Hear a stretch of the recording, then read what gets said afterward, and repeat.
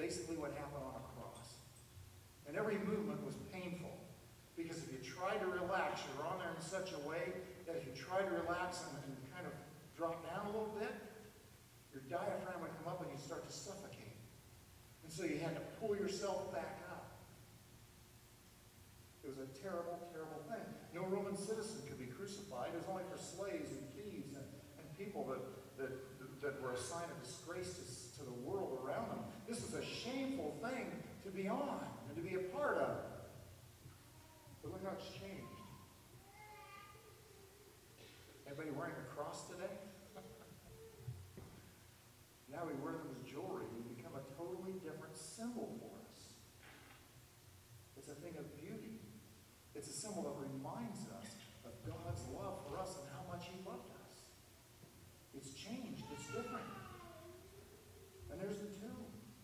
Before the resurrection, the grave was the end. That was the final destination. There was nothing beyond that. It was the end of everything.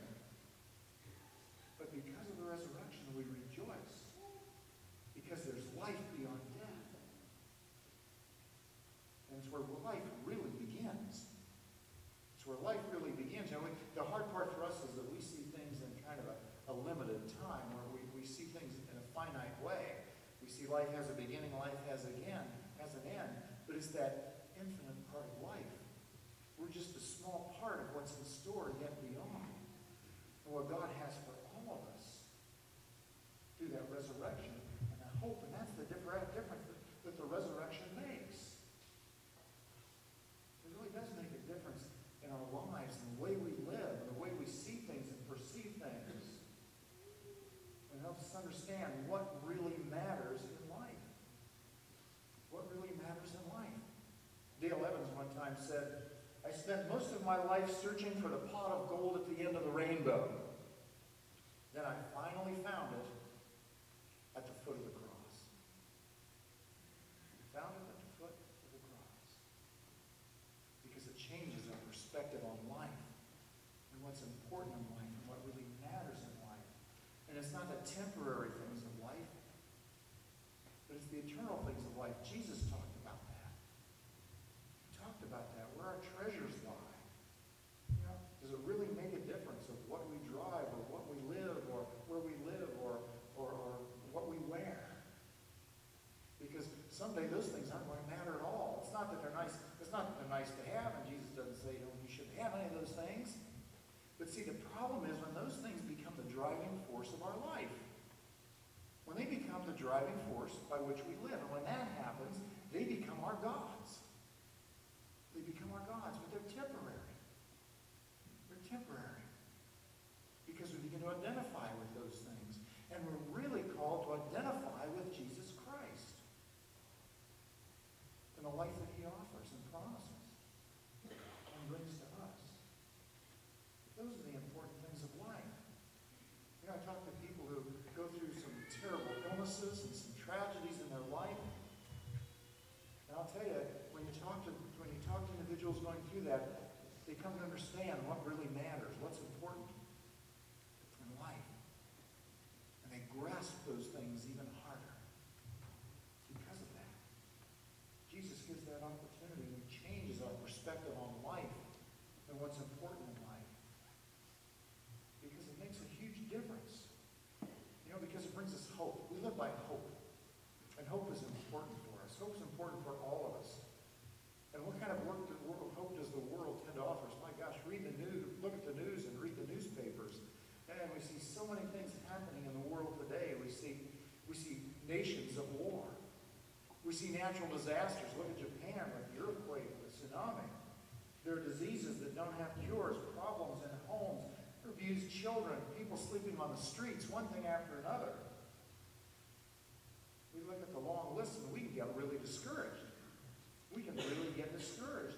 And things happen in our lives that we don't understand, that we don't like. But Jesus comes along and says, you know, you're going to face these things. But I've come to bring you life. And to show you how to live and to bring hope and joy and peace. Even in times of pain or loneliness or hurt, I will be your strength. I will be your strength. I will be your anchor. I will be your hope.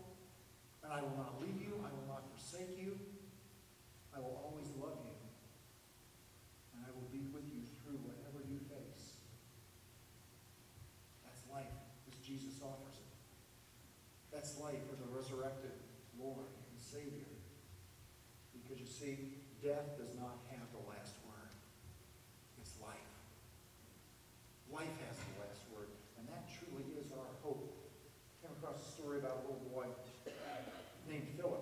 He was born with Down syndrome.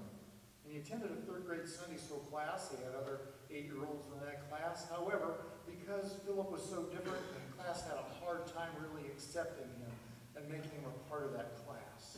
But they had a great teacher, very creative, very good teacher, and she worked with those kids, and they began to care a little more about Philip, and they began to accept him a little more into their class, although not fully.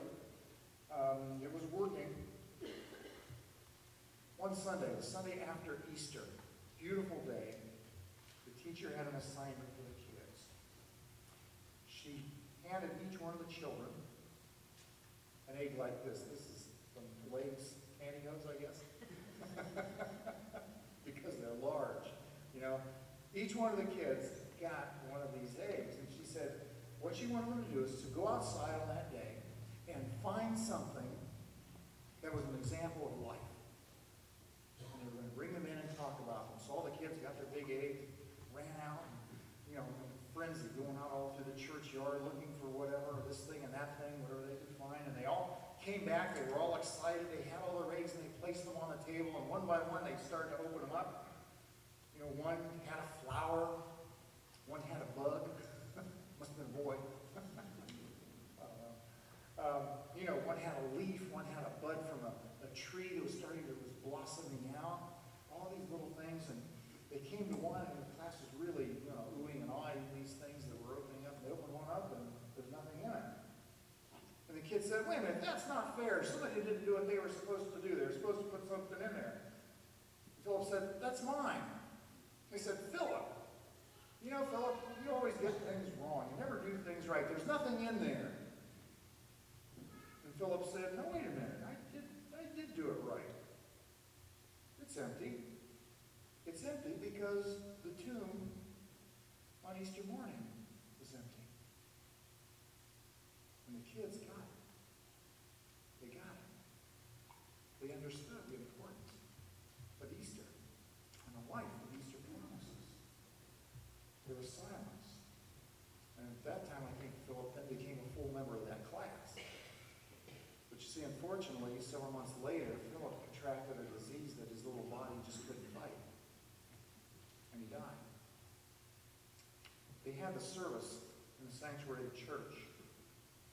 And at the funeral, a class of 8-year-olds started coming to the front with their teacher. Not with flowers, but each had a name. An empty egg. And he brought it up, and he laid it on the rail. And had a rail lined with those empty eggs, representing life and Easter and hope.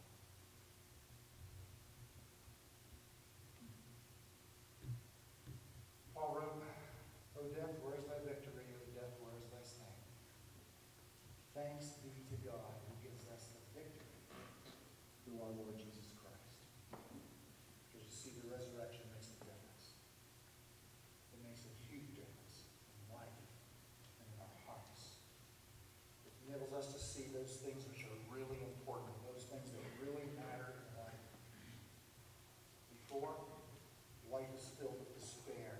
Now we have life that's filled with hope and life. Now life has purpose and meaning and direction. Before, death was the end, but now, death is just the beginning. It's just the beginning. And so what difference does it make? I'm here to tell you, it makes all the difference in the world, and it makes all the difference